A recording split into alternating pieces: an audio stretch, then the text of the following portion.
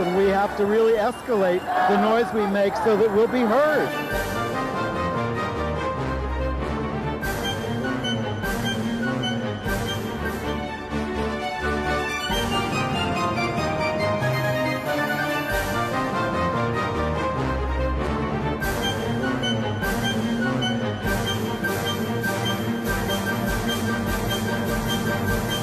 Welcome to GayUSA. I'm Andy Humm. And I'm Mick Meenan. And we're looking a little more informal today, but we are going to be talking about bathhouses after all, possibly returning to New York. And it is 90 degrees outside. Yes, it is. So anyway, in the news, we're going to give you the LGBTQ results from the primary elections. Next. You want your headlines. Where's your headlines? There you go. There we go. Senate Republicans roll over and give Trump his attorney general pick. The Trump pick for the supposedly pro-vax director of the CDC was confirmed, and then Trump unilaterally tries to stop many childhood vaccines. Trump bars Medicaid and Children's Health Insurance Program CHIP benefits from being used on behalf of trans youth. He's very cruel. Michigan will have its first out transgender member of its state legislature. And it's a stiff competition for most anti-LGBTQ member of Congress, but the holder of the title just lost his primary in Tennessee. Yeah. Don't expect somebody great, but that's good that he's gone. Republican elected officials stand by candidates who are sex abusers, bigots, and self-hating closet cases. Will that help the Democrats in the midterms? Well, hopefully the Democrats will put it to good use to help them. Right-wing ballot initiative in Washington state would allow, hang on for a second, genital inspections of girls who want to play school sports. It's very, very creepy and outrageous. Yeah. In Virginia, a parent sues over the school board blocking a gay-straight alliance at a middle school. A New Jersey school district that ignored the brutal bullying of a trans student now must pay him almost $1 million in a court settlement. I hope that will teach them. In Kansas, police called on trans men using the women's restroom, even though that is now required by law, that trans men have to use the women's room. And unfortunately, a gay man, 36, is murdered in Queens, New York, in a high-rise apartment in what was apparently a hookup gone wrong. Miss North Carolina USA was dethroned after racist and anti-LGBTQ social media history was exposed. And gay New York legislators seek to lift the 40-year-old state ban on gay bathhouses. Many people are mourning the loss of Susan Duha, a leader in HIV/AIDS, disability, and healthcare advocacy. She's gone at 71. And Sam Smith announces their engagement to designer Christian Cowan. There we are. So, a bunch of primaries we're going to talk about this week and last week because we learned some more results. By the way, the tributes keep coming in for Ann Northrop. There's a big article in LGBTcommunitynews.nyc. You'll hear from people throughout her life going back to childhood about Ann, and we will link to that in our email. If you want to be on our email list, go to gayusatv.org and sign up for the list. So in Minnesota, Representative Angie Craig, out lesbian, was running for the Democratic nomination for U.S. Senate to succeed Tina Smith, and she lost to the Lieutenant Governor, Peggy Flanagan, who's Native American, would be the first Native American U.S. Senator. And Flanagan was the more progressive candidate in that race. Yeah, and we're seeing, again, the cresting perhaps, or the beginning of a crest of a wave with progressive office seekers. A lot out in the Midwest. This isn't happening within, the so-called blue cities of New York. Well, we LA. are in the city council races. Some of our congressional races, the DSA candidates won. Yeah. So we're seeing a lot of progressives hopefully break through and lead us to victory in November. And Amy Klobuchar in Minnesota, the senator, won the Democratic nomination for governors to succeed Tim Walz. So her U.S. Senate seat is going to open up. If she wins, she gets to appoint her successor. Is that how it works? Well, apparently. Well, I mean, if she was and to why win. not? Well, Whatever the rules are. But Andy Beshear in Kentucky can't appoint somebody to succeed the brain-dead Mitch McConnell. In Wisconsin, the Democratic nomination for governor to succeed Tony Evers went to this Milwaukee County executive, David Crowley, very narrowly defeating the DSA-backed Francesca Hong. Now, he's going to face a deeply anti-LGBTQ Republican, Tom Tiffany, in November. And he's a strong supporter of our rights. And then in Connecticut, we had told you on this show about this Republican named Jaden McCormick, who was running for a state House seat there in Connecticut. And he called for the execution of LGBTQ people. Right. And among other outrages against Catholics and Jews, he was beaten. They found somebody to run against him at the last minute, and the opponent got 80% of the vote. So he's gone. Bravo, Connecticut. Well, in other words, too much even for Republicans. Yes. Well, we perhaps will talk about something like this later on in the show in terms of, he who screams the loudest is hiding the most. But Jeremy Moss is not hiding in Michigan. He won he's out, and he won the Democratic nomination for the 11th Congressional District in the Democratic primary back on August 4th, got almost 50% of the vote in a 4-candidate race. He is the first out LGBTQ state senator in Michigan, and he's president pro tem of the Senate. And if he beats the Republican, he'll be the first out member of Michigan's congressional delegation. And then there's Joanna Whaley. Right. Who is victorious in the Democratic primary for the state house seat, would be the first trans woman to hold that seat.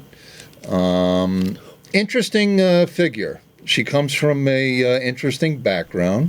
I believe she was a hospital chaplain and a mega church leader. I don't know how I feel about that. Well, she says, my Christian faith family community supported me as I went back to college and became a spiritual care provider. Well, maybe she's borrowing a page from James Tallarico in Texas to use the New Testament as a stepping stone to victory. I don't know. Well, she's definitely pro-LGBTQ. Right. Good. As far as we know right now. Well, I'll give you the quote. As a transgender woman running to represent every member of our district, regardless of their race, religion, gender, sexual orientation, or political beliefs, I deeply know the value of freedom and the value of protecting our freedoms. Well, I like the way that sounds. Now, one of her rivals, a Democrat, Frank Liberati, a former state house representative, challenged her eligibility to use her legal name on the ballot. This happens to trans candidates quite frequently. Right, and that was thrown out. That got shot down by the election officials. Thank goodness. All right, that's for the elections. Let's go on to the Trump news. Yeah. So I would say, sadly but predictably, Todd Blanche was confirmed by as Attorney General by one vote. Bill Cassidy. Well, and Cassidy basically said, well, Bill Barr, the former Attorney General, also corrupt, came to me and said, if you don't get this guy, you're going to get somebody even worse. Well, maybe they'd bring Matt Gaetz back. That was Trump's original idea for Attorney General. But the point is, I don't think it matters who the Attorney General is, because the Attorney General is Donald Trump. Donald Trump is the head of every cabinet department. Nobody does anything without his say-so. I just watched a documentary about Frances Perkins, who was FDR's labor secretary, and she's the one who gave us Social Security, among so many other things. A tremendous woman. She served for his entire term. But he would say to her, you go ahead and try this. If you fail, I don't know you. But he gave her some autonomy to make things. Trump doesn't give anybody autonomy to do anything. Yeah. Well, Blanche would have stayed in there regardless as acting AG. because Trump seems to have wanted this guy to be fastened to his hip. And there are murmurings now that Blanche has been mentioned himself in the Epstein files in some manner or other. And so maybe that's the reason why he's guilty of covering up all the Trump references. Right. He's the one who got, Ghislaine Maxwell into a low-security prison. Right. I think you'd have to go back probably to Nixon to find a similar relationship between the Oval Office and an AG with John Mitchell. Yeah. And who went to prison. That's right. And who then became Nixon's campaign manager and knew all the secrets. He knew where the bodies were buried, and he wound up paying a price for it. So maybe that'll happen to Blanche down the road. Well, and then we learned this week that, Blanche on a private call with religious groups was saying, I'm going to go after abortion in all 50 states, basically. Right. All right. Just one last thing. Can I add there? No. Sure, of course. Go. In doing some research on Blanche, just to refresh my own memory as to what has happened over the past couple of years, and it's shocking the type of terror that this guy wants to instill around the country. Sending a letter to New York's Attorney General Letitia James regarding the teen gender care. In December of 2025, he had the DOJ opt out of a 2003 gay rape law for federal prisoners, right. Where basically they said, we're not going to deal with this. If you get raped in prison, that's your problem. Don't report it to us, and we're not going to do anything to prevent it, and we're not going to do anything to try to help you heal from it. So this guy seems to have a real hardcore element in his bloodstream that he is just looking to vent on All the you people. need to know about Todd Blanche is who swore him in as Attorney General. He picked a federal judge who was another Trump attorney, horrible right-wing guy, Emil Bove.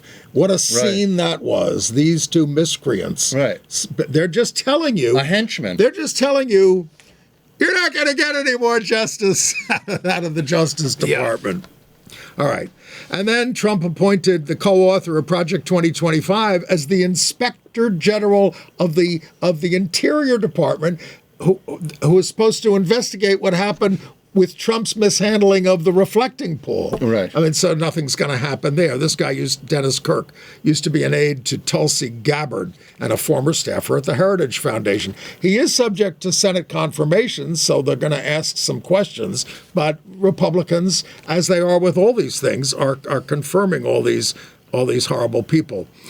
And then, Trump's anti-vax crusade. Yeah. This executive order upending how childhood vaccinations are distributed is just sickening and frightening. One of the more idiotic components of what Trump and the CDC will try to do is to separate the measles, mumps, and rubella trifecta. Yes, so in other words, because if you put them all together, right. it would fill a bottle of Coke that's going into a child's veins. That's insane talk, and they don't say that when they report this. Right, and the deal with measles, mumps, and rubella is that it's perfectly safe, and you want to do a 3-in-1 shot. Sure. It spares the child. We don't have separate shots for these things. It spares the aggravation of having to keep going back to the doctor. The Trump administration would like this now to be broken out into 3 separate shots. Don't listen to any health information coming out of Washington. And by the way, the states are now looking to do their own stuff on states mostly control these vaccine schedules and the administration of them. So it just again begs the question, why is the President of the United States spending his time and energy banging the drum on this issue? What is the point? Because he's psychotic and he's doing things. He's failing in the war in Iran, which is destroying the world economy. It's all a matter of a distraction. Give me a distraction. He says to the staff, give me a distraction. This'll get people talking about something else. Give me a catering container. And then, so the Senate did confirm, with some Democrat votes, Dr. Erica Schwartz as the director of the CDC. We haven't had a director of CDC. The first one got fired by Trump because RFK Jr. didn't like her. And so this Dr. Erica Schwartz, who, has a long background in public health, and you can't fall. But she also said she supports vaccines. But then he does this stuff. Does she say anything? Yeah, like, we're not going to follow this? Right. I mean, I think there was a package of 17 mandated vaccines that most states require, and the Trump administration is trying to get that down to 11. Again, despite the research, despite the trials that proved there was no connection, Trump and Robert Kennedy Jr. are still insisting that these vaccines cause autism, which they do not. Right. They do not cause autism. Now, one of the reasons we have to worry about Dr. Erica Schwartz at the CDC is that she also called abortion surveillance a critical component of the agency's work. States hiding abortions in their states, and she's going to look into that. So Planned Parenthood obviously is quite alarmed about that. And of course, we learned this week, Trump, by the way, has zero regard for who else lives and dies besides himself. No. With the whole Air Force One caper, where he got off the plane and left most of his staff, and except for Hegseth, and all of the press corps on a plane that was targeted by Iran. Correct. It's grotesque. Yeah, and Trump scooted onto a nondescript military aircraft, which in reading these stories raised the question, how much do all of these trips cost? What is it costing the taxpayer to finance this man? What does it cost for him to play golf? Hopping and sprinting around the world. Hundreds of millions of dollars. Yeah. And I'm not against golf, as you know, but he doesn't. It's ridiculous. And anyway, by the way, evidence showed this week that federal agents are using racial slurs during their immigration sweeps. That doesn't sound like news, but there's proof of it now. And it's not surprising. And the FCC, the Federal Communications Commission, voted this week to remove the limit on broadcast TV ownership, which is part of the fascist consolidation of media, particularly in local news, so the country looks more like Hungary under Viktor Orban or Russia under Putin, literally, because there will be no other voices. And, the Congress ordered the FCC in 2004.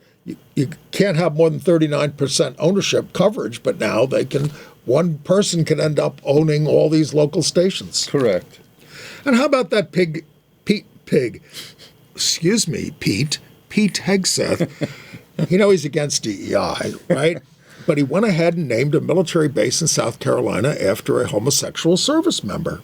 The Joint Base in Charleston will now be known as the Joint Base Lindsey Graham, after the late senator who served as a judge advocate general in the Air Force.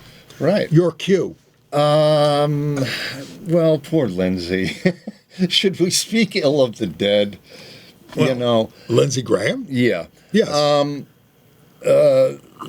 Hegseth and his testosterone crusade, I think, are emblematic of everything that is absolutely so sick about not only the Trump administration, but the GOP ethos in this era in which we're living. And, of course, Graham's seat has now been handed to his sister, Darlene. Well, Darlene only won about 30-something percent of the vote, so she lost a lot more of the vote to other candidates. She's now in a runoff. She's going to a runoff. She's not really expected to win the runoff, but we'll see. Well, just to swing back... She has Trump support. Well, we'll swing back to Hegseth for a moment. Right now, the United States is dangerously low in its ballistic and cruise missile stockpiles. And it'd be interesting to see. But Trump has them around his golf course, and they don't have them at the protecting the military bases in the Middle East. Correct. Yes, and Trump is in the bunker in the golf course, plugging away at his golf game. But my point is that if this tit for tat stuff with Iran continues, it's going to be interesting to see whether or not Hegseth gets fired. Well, he did take Hegseth on the plane with him. The one that he fled to. Now, you wanted to talk about some of these closeted politicians. Yeah, we can go back to Arthur Finkelstein. Who? Arthur Finkelstein was a closeted GOP operative, attack dog. Al D'Amato's great buddy. Right. Guy from Brooklyn who wound up being one of the hard rights ideologues and attack dogs, as I said, and then wound up living with his partner, male partner, for a long period of time, and then availing himself of marriage in Massachusetts. And the ability to adopt kids. Remind me when Massachusetts first legalized marriage. Oh,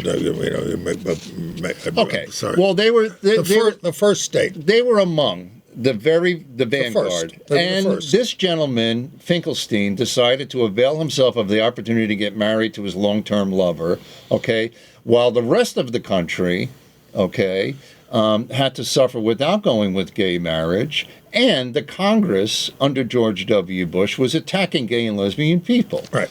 So what's the point? The point is that the more they scream and holler, the more that they thump their chest, the more Hegseth does push-ups on the deck of an aircraft carrier. It just raises the question, buddy, what are you trying to tell us? And my point has always been about these closeted people is that, especially the elected officials, that's what people want, the right wing. They want you to stay in the closet. They would like us to go back in the closet. They don't want us to be out. They hate this. So that's the problem. All right, shall we move on? Yes. Okay. A Virginia school board bent over backward to block an LGBTQ club in a middle school there, King George County, and kept rewriting the rules so that this they couldn't have a group, which is, the federal government, they wanted to allow, the Republicans wanted to allow prayer groups in schools, so they passed a law in the First Amendment Equal Access Act, and that allowed prayer groups, but it also allowed gay-straight alliances. So this mother, went to bat for her kid, and the kid's not even there anymore. She wants to make sure that in the future they can't do this. This is all over picture books for kids. No, this is about forming a group. I know, but then the issue of what was also being taught in the schools came up. This county has gone for a Republican president every time since 2000. Okay, so my question is, were they securing all of the guns in this county? Are all of the guns secure? Do you have your AR-15s in safety lockers, and all of the handguns are carefully put away so that children can't get their hands on these dangerous weapons? And they're the same people who go after trans girls in sports, but do they really care about girls in sports? You see what I'm saying? Yeah. They're not liberal people. They're not caring, people. No, they're very, very, very hung up. Anyway, we wish her luck, the mother, in trying to get this group going. She was recently appointed by Governor Spanberger in Virginia to the state's LGBTQ IA advisory board. Yeah. Now, we want to remind you that we've told you this, but pay attention, anti-trans ballot initiatives are on the ballot in 3 states in November, and the one in Washington would specifically bar trans athletes from participating on girls' teams, and it requires all kinds of genetic screening and, if necessary, an examination of their reproductive anatomy at a yearly sports physical. So they're going to be able to peek at your daughter's crotch, to find out are you a real girl. Right. I mean, this is so invasive. It's a boondoggle for predators. It's unbelievable. Yeah, right. And they're basically, again, enabling these GOP fascists to disrobe your children. Right.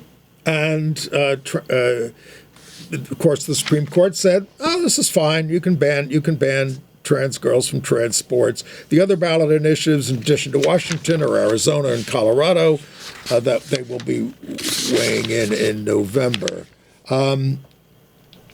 Oh, by the way, this is backed in Washington state by a guy named Brian Haywood. He's a right-wing hedge fund manager. He's got a lot of money, and he wants to hurt Democrats. So this is his way of doing it. Put it on the ballot, bring out our vote, and it's called Let's Go Washington. Yeah. On the other hand, Representative Seth Moulton, of a Democrat of Massachusetts, who's trying to run for Senate, right? He semi-apologized for calling for Democrats to rethink support for trans athletes. He was trying to act like, I'm one of these practical Democrats, and we got to get away from this thing. And so now he says to the trans community, feeling the weight and pain of the Trump administration policies, I deeply recognize your trauma, and I'm sorry if my comments hurt you. Why not just say, you're sorry, Seth? See, when somebody says, I'm sorry if it bothered you, I'm sorry if it offended you. No. If you're wrong, you say, I'm sorry, I was wrong. All right. Anyway. Tennessee, Andy Ogles. Yeah. Good riddance. This guy, this is, again, there he is. Look at him. And once again, he was arguably the most anti-gay member of the House. And I wonder why. That is saying something. Okay, take a look at that gentleman in that picture. I don't know. And tell me that you think that he has any credibility when it comes to being truly heterosexual. He retweeted something that said homosexuality has no place in America, happy nuclear family month. He later blamed that on an aide, but it was so extreme that even Ted Cruz criticized him. Yeah. But Trump endorsed him. But Ogles blamed the radical left for his loss to the former Tennessee Agricultural Commissioner Charlie Hatcher, who will now face the mayor of Columbia in this district. It's a 58% Trump district in and around Nashville. Again, gerrymandered to try to get out some liberal votes. It's been gerrymandered to death. But a 58% Trump district can be lost by the Republicans. So is it fair to say that Tennessee is probably the most gerrymandered state in the nation when it comes to favoring GOP candidates? They have in their congressional delegation is 8 Republicans and 1 Democrat now, and they want to get rid of the one Democrat. They've chopped up Memphis into 3 different congressional districts, which is absurd. And Nashville, I believe, is in 2 different districts. Yes. Yeah. And of course, both of these cities have large African-American populations. Right. The only hope is they have stabbed themselves in the back with this by diluting some of the Republican vote in order to, end Democratic districts, thinking we can win anyway. We don't need, But if you've got a 10% district for Republicans, you can lose it pretty easily these days. Right. Well, what do you make of Andy losing to someone who was either more hard right or more more moderate? This agriculture commissioner? Yeah. I listened to him being interviewed. He sounded very bland. Yeah. Why you have some evidence that he's more? No, I think that maybe it perhaps is a sign that even GOP voters are getting tired of this type of vitriol. Yes. Well, this guy, Charlie Hatcher, and they consider it to be counterproductive, especially when they're paying through the nose at the gas pump. Yes, absolutely. All right. But Republicans do stand by their bigots, including Brendan Herrera. He's the nominee for the U.S. House from South Texas. He's a gun influencer, 2.8 million subscribers, so he's not a nobody. On his social media? He refers to children as cum trophies. He has made videos in which he poked fun at veteran suicides, joked about the Holocaust. He called German MP-40 submachine gun used in World War II as the original ghetto blaster, meaning the Warsaw Ghetto. Wow. So Mike Johnson, the Christian nationalist Speaker of the House, threw a fundraiser for him. I mean, so not embarrassed by this guy. Right. They're all going to feed from this trough. This guy Herrera went on to Matt Gaetz's show, it's podcast or show. I've never seen it, and Herrera wanted to make a point. He wanted to get it across that I am in favor of trans gun rights. If you're transgender, Well, I want you to have a gun. This is again yet another opening for Democrats. yes. Okay. It's a 15% Trump district, but the Democrats have put it on their list with this woman, Kathy Padilla Stout. When you're speaking about kids this way, there is, Andy, I've said it on this show before, and I've said it to you on a number of occasions in our own conversations. The GOP has a problem with child sex crimes.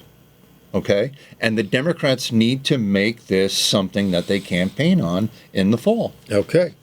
Speaking of the way kids are treated, a New Jersey school district is having to pay $950,000 after a transgender student died by taking their own life, Miles Fitzpatrick, after bullying, and the staff did nothing. And the classmates misgendered him, called him slurs, told him he would never be a male, pushed him into lockers, kicked him, all this stuff, in front of teachers and staff who did not intervene. Now, you've been in the school system. Well, I just got done teaching up at a Bronx high school again this past year, where there are a number of transgender kids. We have any number of gay kids. It was rather typical to see young teen lesbian couples holding hands in the hallway or walking to the cafeteria. I didn't see too much with the boys, but that's, I think, an ongoing challenge with our young gay men. And a number, as I said, of transgender youth. There was no violence. There is a very supportive and nurturing environment. In the Bronx. I'm from the Bronx, so... My mother's from the Bronx. Thanks. So I'm not saying that this is typical of all schools, and it's certainly not typical of the schools I first started working at when I came out of college. But what happened to this kid in New Jersey is heartbreaking, and it never... I can say this with assurance. Well, for a while they even gave him the right to change in a separate room because he was being so harassed, and then they took that right away from him. Well, something happened at the very beginning of this process in which this kid's safety was put in jeopardy. Now, the county, Somerset County, typically votes for Democrats, especially when it comes to president. But this is where Bedminster is. Oh. So there are some nooks. The Trump golf course. Yeah, there are some nooks and crannies, I'm sure, up in Somerset County where if you're a trans kid, it might be less than hospitable, unfortunately. Yeah, I mean, the mother tried to let him be homeschooled because on at least one occasion he sat in class with bloody sleeves and educators took no action. He was self-harming. I mean, come on, and they wouldn't let him be homeschooled. Well, all right. We don't know the exact details, but the tragedy of this kid losing his life speaks volumes, Yes. and it never should have happened. Yes, and here's some trans men who are standing up for all trans men. This is in Kansas. They have a law that you have to go use the facilities based on your sex at birth. And so they're trans men. There they are, burly trans men with beards in many cases and all that kind of stuff. So they use the women's room, which they are required to do by law. And so the police were called and they arrived and they started screaming at them. And, they knew that this was likely. But, they didn't allege that any of the that women were agitated by their presence. But this is the law in Kansas. So this is their way of fighting it. Well, it was civil disobedience because there were actions of the same sort all across the state at malls, at different venues where there were bathrooms. So one of them said, "Look, I could easily use the men's room, and I'd be under the radar. I got a beard, and all this. Nobody's gonna stop me. But that is illegal." and it's enough to land me in jail, he said. And I Right. want people outside of Kansas to understand that, come on, Andy, get your next page, that many of us don't want to leave the state, no matter how bad it gets. But every time I drive with an F on my license now, I'm now identified as female, or use the restroom, I fear for my safety. Yeah, I And think they're sticking it out. right. I think that we have to get to a point where people are not being targeted by the Department of Motor Vehicles and other state agencies. The temperature on this entire issue needs to be lowered. Well, This needs to be a medical issue and not a political issue. Please, I remember when it was sort of under the radar, when there was a level of tolerance. But the right-wing media has made this their issue. I don't watch Fox News very often, but if you do, it's not war news. It's trans. It's how Kamala Harris trans. lost. It's how Harris lost in 2024. Well, those trans ads were devastating. A contributing factor. I mean, there was also economic issues, but a contributing factor. But I mean, we could say all I this. would say a significant contributing You factor. can say all they that. attacked You the can community. say all this about she had this position on trans things that was unpopular, but what about Trump's manifest crimes, convicted of sexual harassment, all that stuff, and that's overlooked? No, Andy.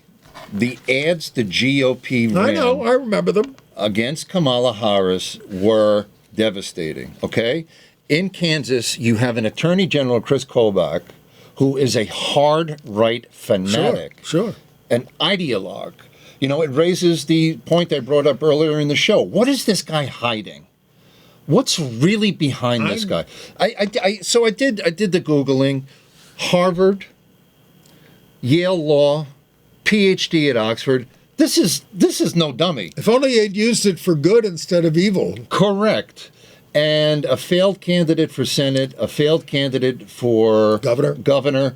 And They now have a Democratic this governor is his now. latest crusade. They have a Democratic governor in Kansas. Well, I give these individuals in Kansas in this compliance crew operation a lot of credit. All right. More Trump crimes. The Trump DOJ just extorted a children's hospital in Connecticut. Right. Dump your trans patients. Yeah. Pay us $500,000 and we'll disappear. So the Connecticut Children's Medical Center in Hartford signed on to all that. Where is the lawsuit that is going to put an end to these hospital extortions? There are several, but we've got to get to this. In Pittsburgh, the Trump administration is abandoning its effort to obtain sensitive medical records from transgender young people who receive gender-affirming care at the Children's Hospital of Pittsburgh. Okay? They gave up on the case because they were being sued and they were challenged. But, and this is the big but, the big news this week is, in a new assault on trans youth care, the administration now bars Medicaid and CHIP, Children's Health, coverage for the necessary health care that these young people need. So now they're just saying nobody can do it. Okay.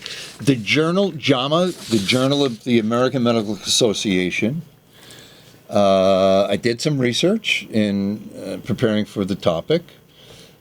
There are 724,000 13 to 17-year-olds in the U.S. who identify as trans who receive private insurance, I guess under their parents' job or whatever. 724,000 kids in the United States, 13 to 17, who identify as trans.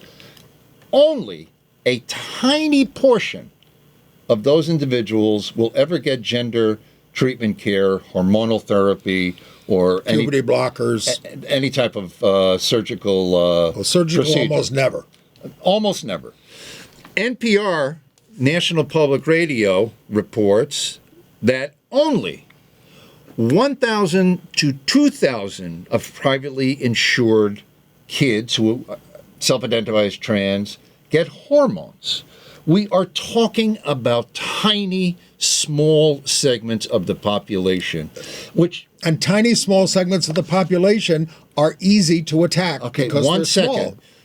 2 questions. Why is the President of the United States, who is currently now running a war in the Middle East, this fixated Didn't I answer on that? something that is a tiny sliver of the population? Didn't I answer number that one, question earlier in the show? Hang on. And Distraction. And number two, how are the Democrats able to leverage this in a way in which they can win votes and take back power? Well, the Democrats have been, to their credit, for the most part, been standing firm on this. But he never gives up on it. He says at press conferences, this is such an easy win for me. It's a 90% issue, meaning 90% of the people are on my side. Why the obsession, Andy? Because he sees it as a winner. And you just said it hurt Kamala Harris very badly. So, but I think we have seen data that in the last couple of elections, it's fading in its effectiveness. They're still going to spend millions of dollars running anti-trans ads, and because of people are wising up, it's starting to have much less effect. They used it against the governors of the women who run governorships in New Jersey and Virginia. Right. Didn't work. Did not work. Right. It didn't. It didn't work. And that is why I'm hoping that this wave that I can see cresting will continue to push this issue away. We just hope it doesn't crest from the political arena. Let's get to some other news. How about some crime news? This New York situation in Brooklyn. Queens, Long Island Queens. City. Queens, it's a Brooklyn man who faces murder charges. Right. This guy, Carlos Penzo, is the victim. He's 36. Lived in one of these new towers in Long Island City. Long Island City has been built up. That's Carlos, yeah. Yeah, poor Carlos. And rest in peace. God bless him. I find these stories heartbreaking. Well, tell what happened. Well, for many years, I did it as a reporter for Gay City News, for the New York Times, New York One News. I did plenty of murder stories. When it's a gay man, it's heartbreaking. And we don't know the circumstances in their entirety. And I want to just raise this point. We don't know that these guys were hooking up. We don't know how they know each other or knew each other. And we don't know how one was brought to the apartment. The guy... saying they met on social media. It's likely that's how most of these, acquaintances, do connect. But we don't know the reason why the guy showed up at Carlos's apartment in Long Island City. The guy's name is... what's the perp's name? Penzo. No, that's the victim. Oh, that's the victim. I apologize. Bertford. I don't have the perp's name. Bretford Brewer. Thank you. Bretford Brewer, also 36. Bretford Marshall Brewer. He's got 2 priors in Alabama for apparently violating orders of protection. So, like so many other people, he wound up in New York City. I don't know exactly when. And then he wound up in the building of Carlos Penzo, where he's now being charged with second-degree murder. It's a crazy story.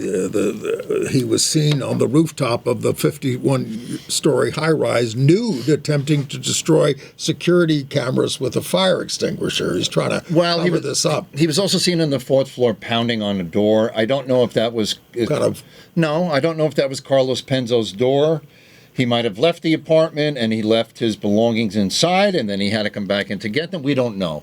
But we're obviously dealing with a volatile and dangerous situation, and the guy has been caught. I had read on some other news sites that there were other individuals who may or may not have been present. They may have been in the apartment. This is not confirmed. Well, let's pay some tribute to Carlos Penzo. He spent his time volunteering at soup kitchens, caring for his sick mother, according to his brother, and was beloved by his family and others.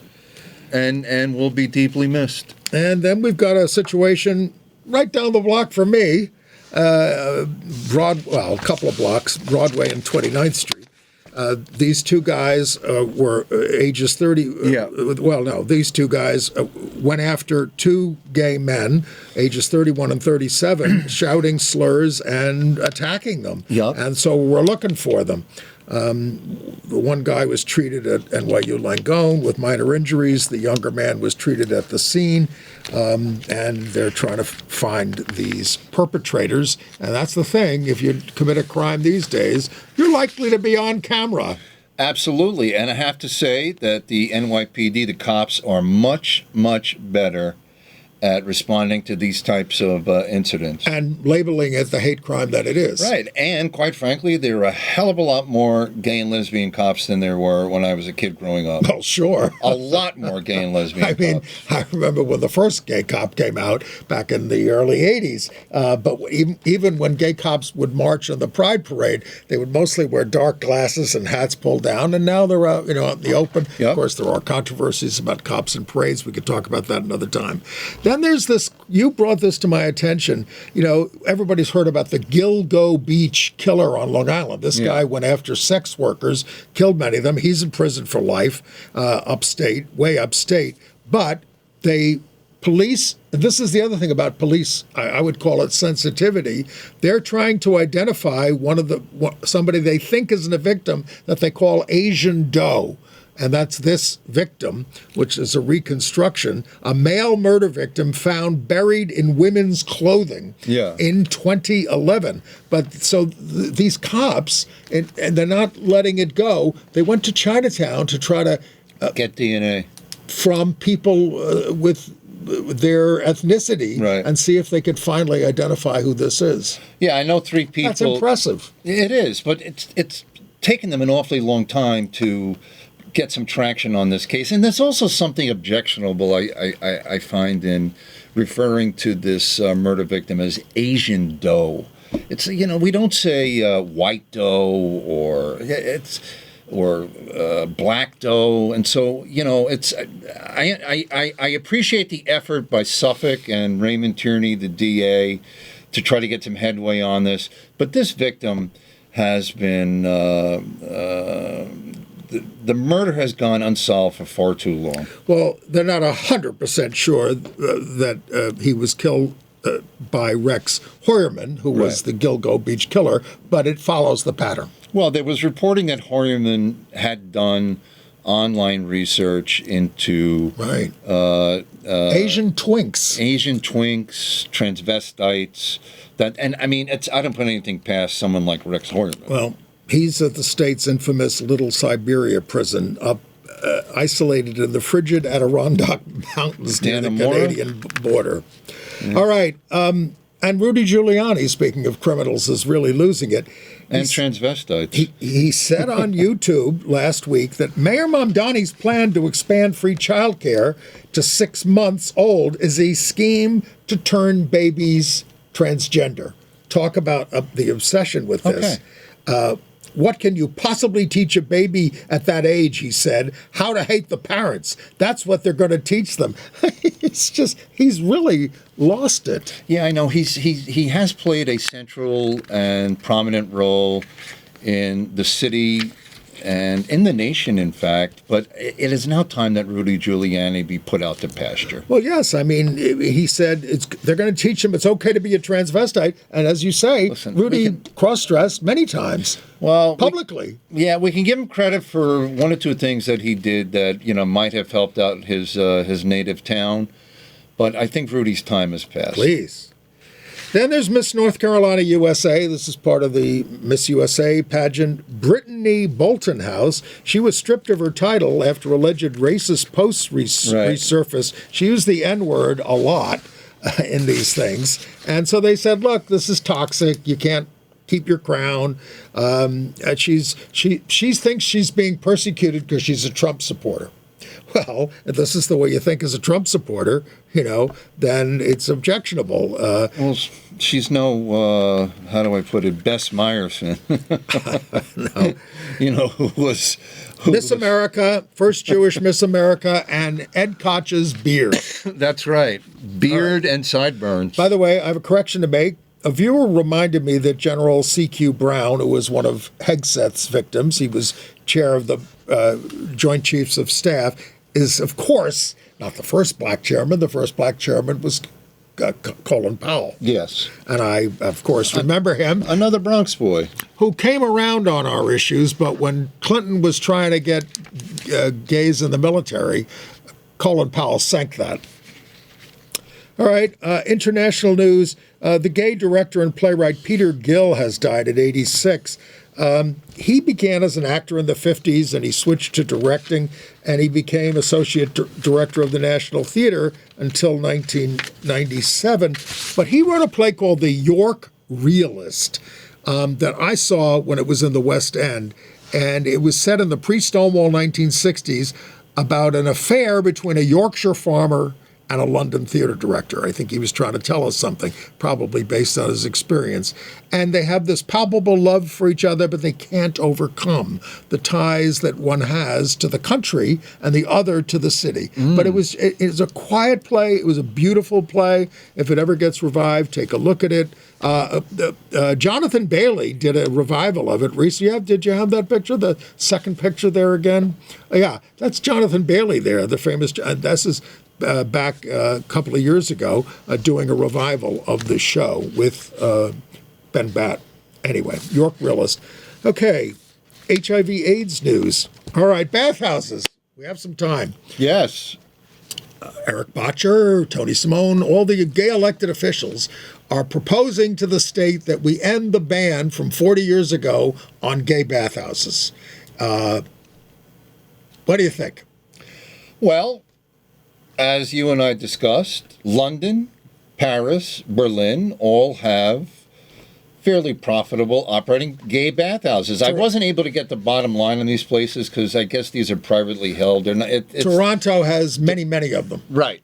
Montreal, correct. Chicago, and elsewhere around the United States. We had a picture up there of what goes on in a bathhouse. You come in, you check your clothes, you put a towel on, and you look for sex. Or maybe not. Oh, yeah? I mean, I wasn't at the old schwanky bathhouses like the Continental. No, but Continental may have been upscale at one time by the time I got there, and I used to go to bathhouses when I was a kid.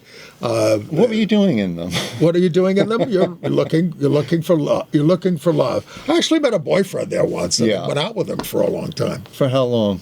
Well, I wouldn't say it wasn't one of my longer term relationships. He was kind of a funny guy, but we had some fun. So that night, was it his cubicle or yours? No. I was leaving. Oh, I'm at the lockers, and I was whistling some classical tune, and he picked up the beat and did the other part of it, and that's how we connected. And then so we never did anything in the bathhouse. We just met outside there. There you go. There you go. It's magic. It sounds like something out of a Broadway Anyway, show. They've introduced a bill to do this, but they're hoping that after the election that Governor Hochul will just change the regulation from the health department. I didn't know that she was able to do that. I thought you would have to. It wasn't a law. It was never a law. It wasn't a law. It was a state health department thing. So who? By the way, who drove this thing? Was it Koch? Was it? No. Wait a minute. It was almost inevitable during the AIDS crisis in 1986 that they were finally going to ban bathhouses. So it wasn't. But they passed a regulation that said any place, commercial place where there is anal and oral sex going on can be closed. And we in the Coalition for Lesbian and Gay Rights said, wait a minute, what about vaginal sex? You're not telling, you gotta, they said, and I said, why are you including oral sex when it's so low risk? They said, where there's smoke, there's fire. That's what the health commissioner said. It was all nonsense. And the fact that they didn't include vaginal sex told women, you don't have anything to worry about with the AIDS crisis. So that's why we sued, and we eventually won, and they changed the regulation, but they still kept the places closed. And we said, well, you're closing bathhouses. What about hotels where all kinds of sex happens? And it's a commercial establishment. Yeah. Now, look, obviously a lot of HIV got spread in bathhouses at one time, but a lot of them made condoms available, and now, of course, people have protection and PrEP and all these things. They're not worried about. People and the gay community rose up and got a cure to stop the spread of this disease from being so virulent. It still goes on, but it's not at the rate at which the epidemic once raged. I just want to say the idiot, and I say that use the word advisedly, the idiot Republican nominee for governor of New York, Bruce Blakeman, was asked in the Times about this, and he said, provided the facilities are healthy and clean, I have no problems with consenting adults taking a bath together. Bruce, that's not all that goes on. And I think he knows that, which is why he wants them to be opened again. What? Why? Anyway. Because he's another GOP you-know-what. Right. All right. The debate will continue about that. I want to pay tribute to Susan Duha, the Healthcare and Disabilities advocate and former policy director at GYMHC, much beloved, has died at the age of 71. People said she was really one of the good ones. Mark Haney, healthcare advocate, really one of the good ones. It was very sophisticated, knew everything, indefatigable. She was I'm going to link to her obituary of the Times in our email so you can read more about her. She helped pass landmark health insurance reforms in New York that became the Affordable Health Care Act. Lasting legacy with people with disabilities, fierce Medicaid advocate, all that stuff. Susan Duha.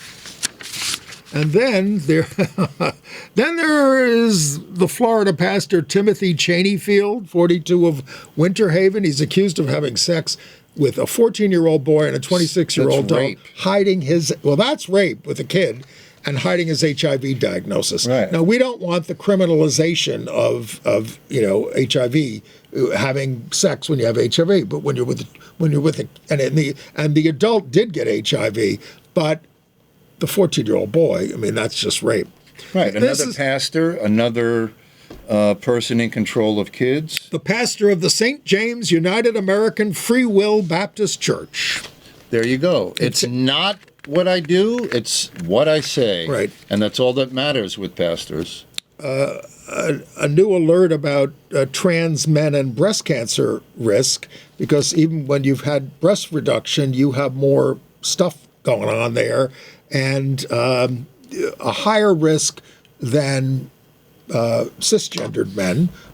Cisgendered men are at risk as well for breast cancer, but they're just alerting people to get checked, even if you've had a risk-reducing mastectomy.